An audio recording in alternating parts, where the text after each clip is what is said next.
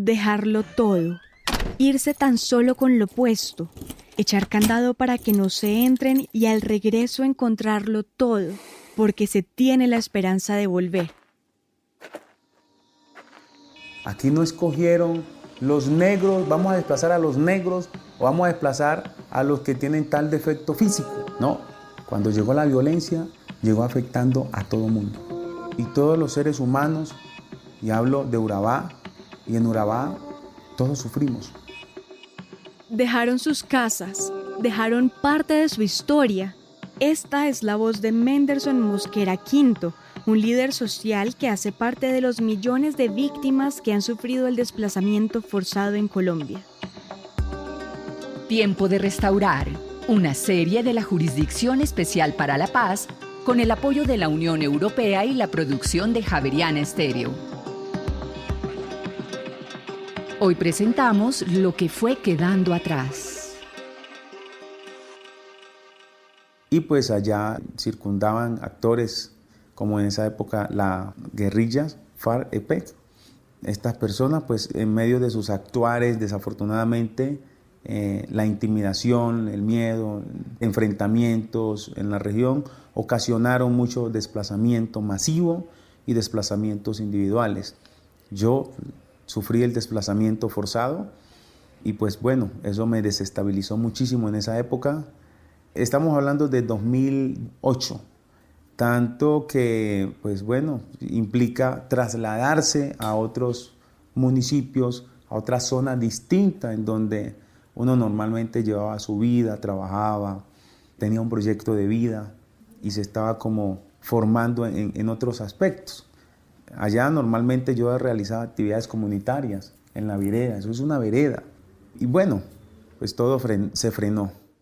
Menderson Mosquera y las voces que escucharemos hoy en Tiempo de Restaurar sintetizan todo aquello que hace que el desplazamiento forzado sea entendido desde el derecho internacional humanitario como una grave infracción a los derechos humanos, al igual que el genocidio, la tortura y las ejecuciones extrajudiciales.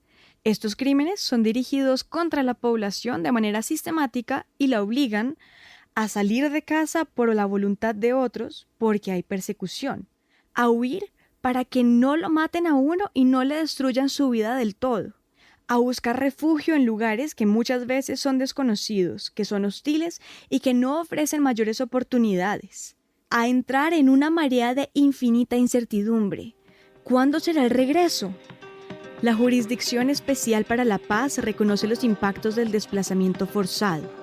En los 3 casos territoriales que ha priorizado, actualmente la JEP avanza en la investigación y judicialización de los responsables de esta grave infracción al derecho internacional humanitario. El caso 02, Tumaco, Ricaurte y Barbacoas. El 04 de Urabá y el 05 del norte del Cauca y el sur del Valle del Cauca. Mi nombre es Margot Torres. Soy víctima de 7 hechos victimizantes de los que reconoce la Ley 1448 en el marco del conflicto armado en Colombia. Viuda, hace 20 años que fue el secuestro, la desaparición y la muerte de mi esposo. Luego 2 extorsiones, hubo masacre, tortura y digamos que el tema de desplazamiento forzado en última instancia. El derecho internacional humanitario establece normas mínimas que deben respetarse cuando hay un conflicto armado. Dentro de esas normas está la prohibición del desplazamiento forzado de personas. Según el Registro Único de Víctimas, Colombia tiene un acumulado histórico de casi 8 millones de desplazados, desde 1985 hasta el 31 de diciembre de 2019. El poder del tejido colectivo se desgarra con el desplazamiento forzado. En parte, eso es lo que buscan quienes lo provocan, los responsables, romper los vínculos y evitar que la gente se junte para oponer resistencia. El desplazamiento es volver a empezar por decisión de otros. Margot Torres de Ipiales lo relata así. Tenía 4 hijos en ese momento y bueno, luego tuve 2 hijos más, que son los más chiquitos.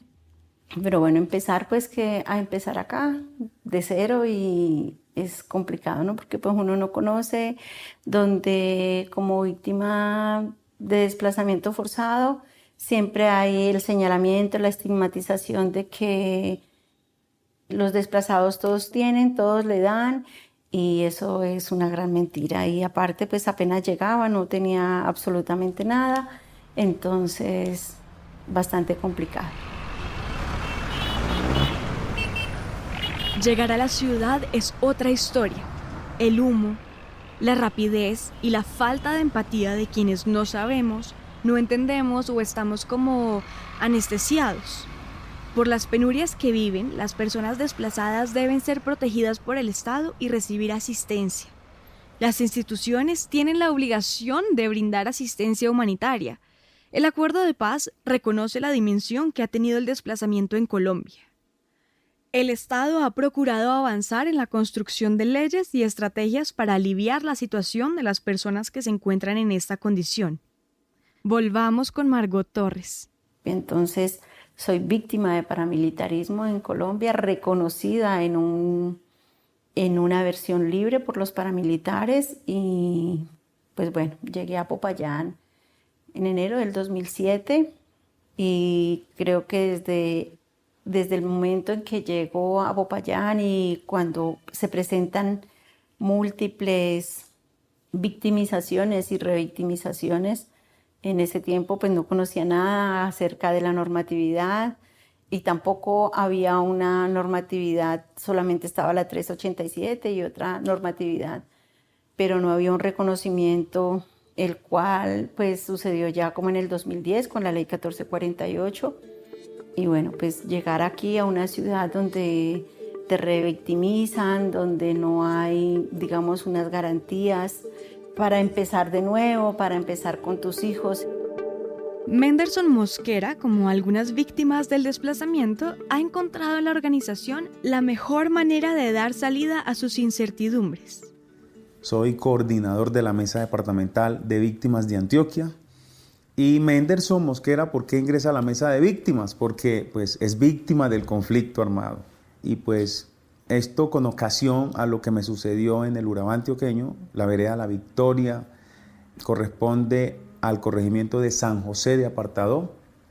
En esa época allá no hubo una respuesta clara por parte de la administración, tanto que en ese año no existía la ley 1448, es del 2011, los hechos míos fueron antes de, y mínimamente las administraciones municipales lo que hacían pues era lo que hoy hacen todavía, y es atender a la población en una bolsa general como atienden a cualquier persona, pero sin tener presente que salió desplazado, que llegó con su familia, que no tiene trabajo o que presentan necesidades como de alimentación, vivienda, pagar arriendo, situaciones en las que se ve abocado un desplazado por el conflicto armado. Eso de manera general, como para contextualizar Menderson de dónde viene y qué le pasó.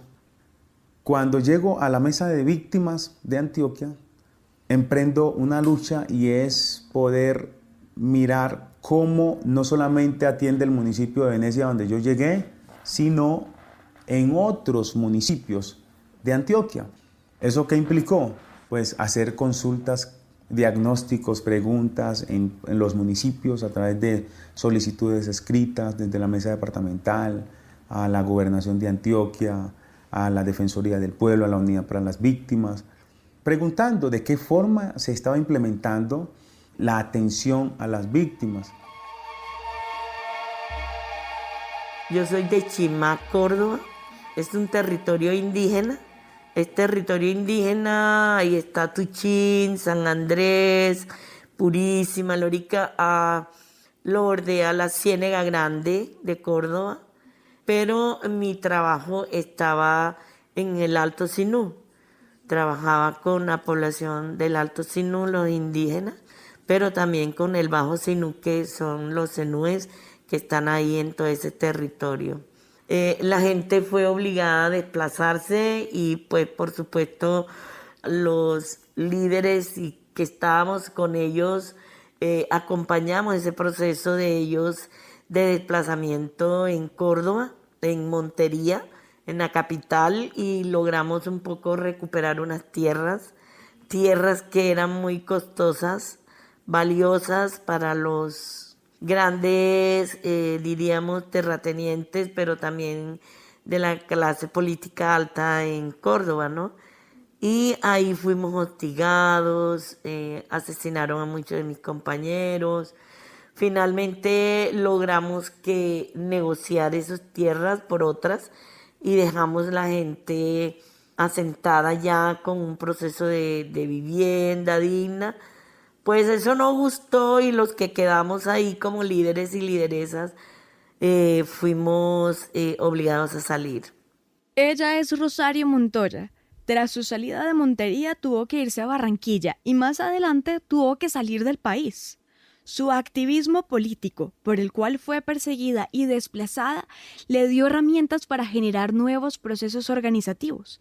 Algunas víctimas de desplazamiento forzado logran hacer un nuevo tejido. Juntarse, trabajar en colectivo, da un poder que ayuda a sanar.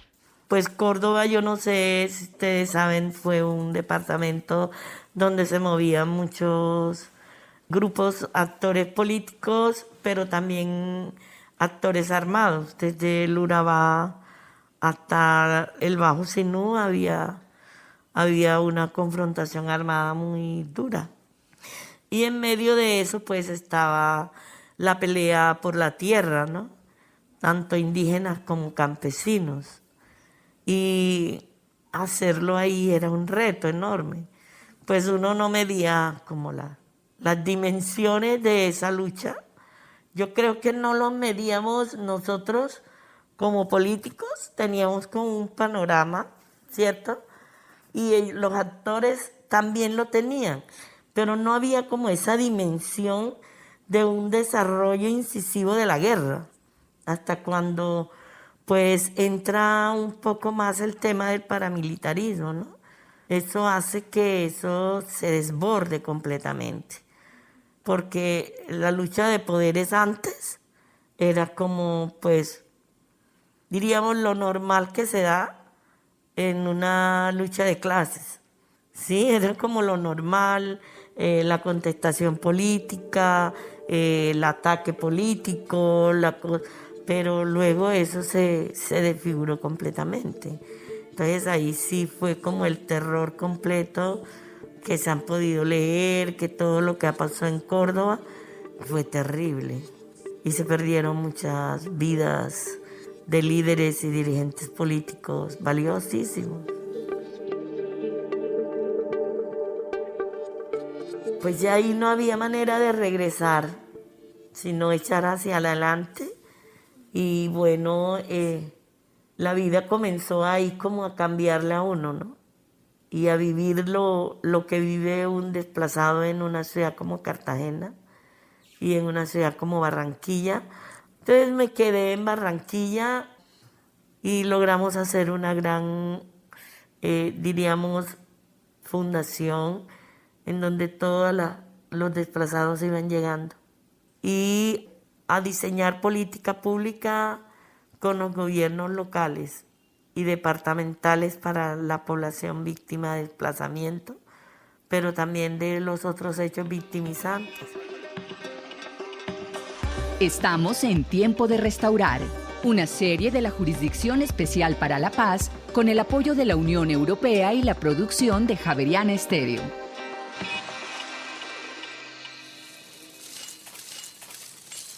Abrirse camino es lo único que pueden hacer las víctimas de desplazamiento forzado aquí o fuera del país, como le tocó a Rosario Montoya cuando las presiones empeoraron.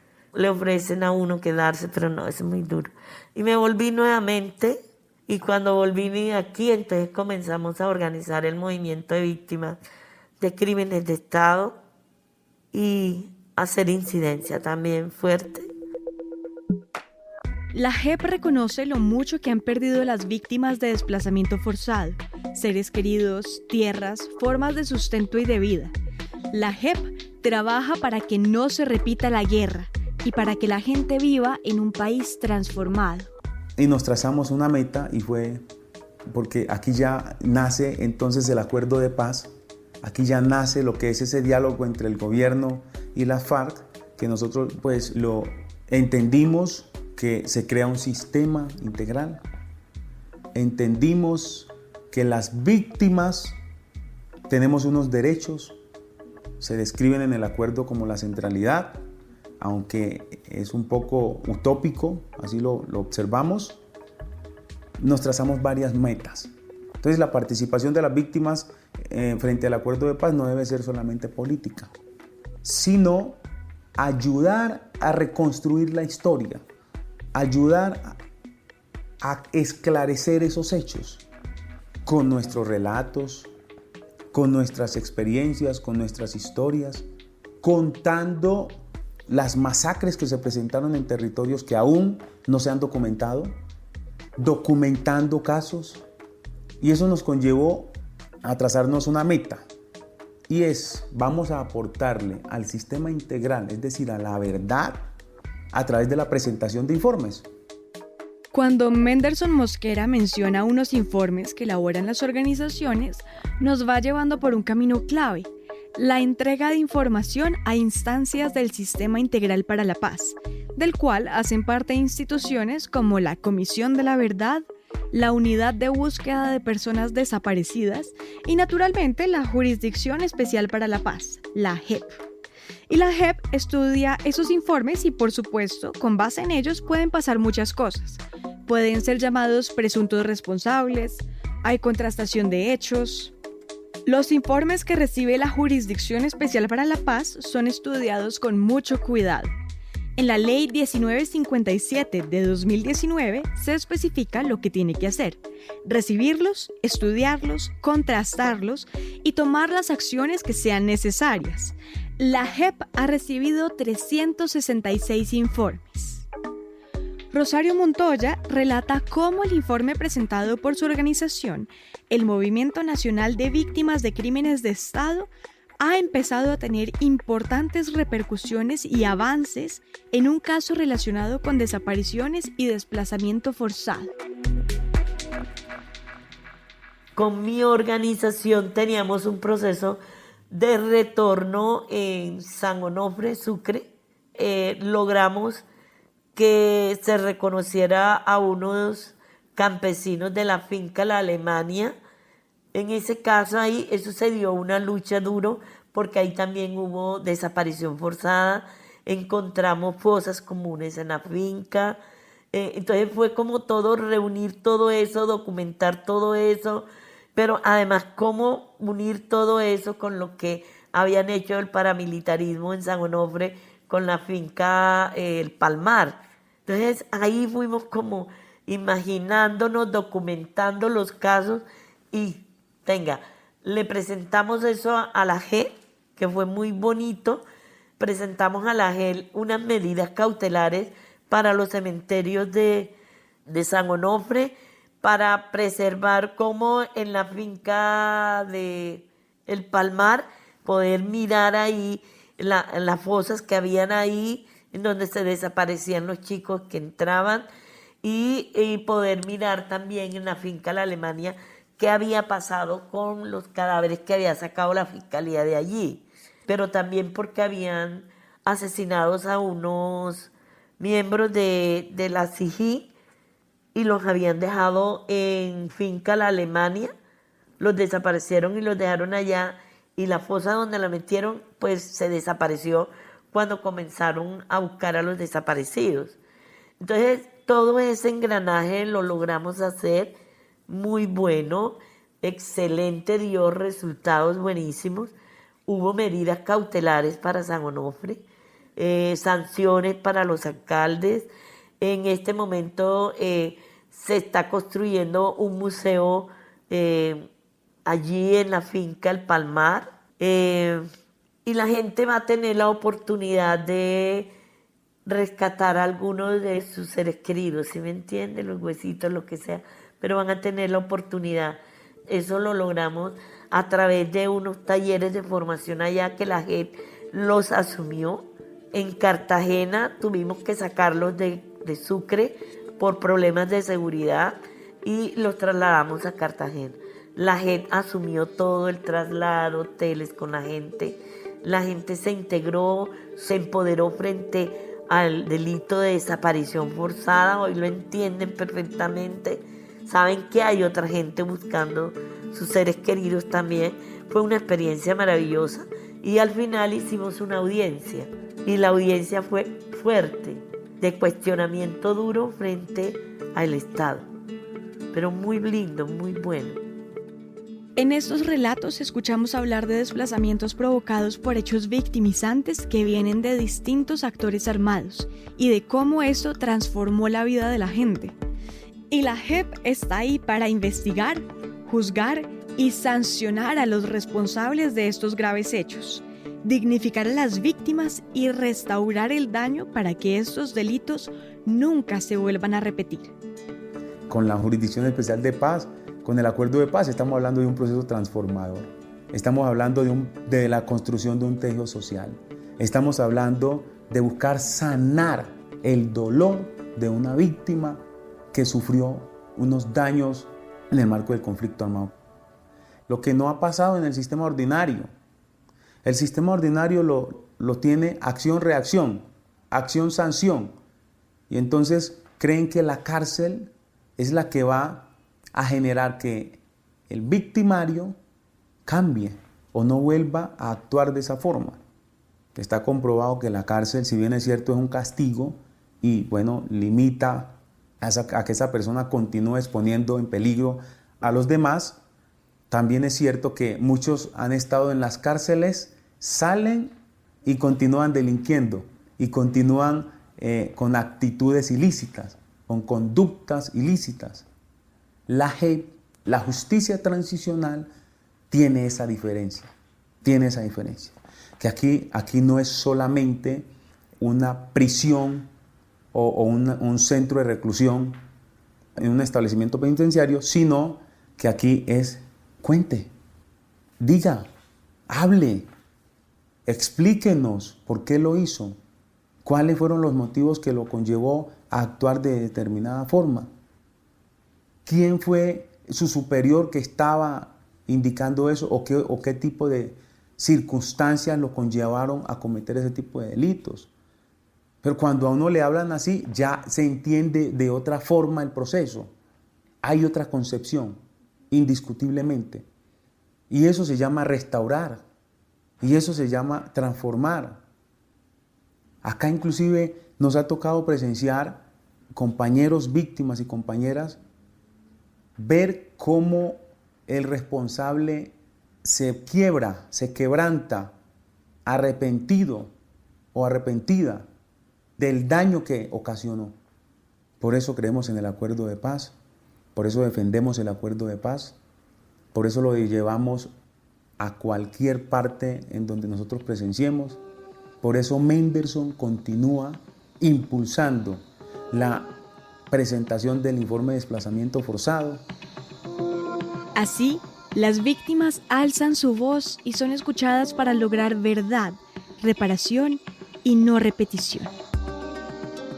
Tiempo de restaurar, una serie de la Jurisdicción Especial para la Paz con el apoyo de la Unión Europea y la producción de Javeriana Estéreo.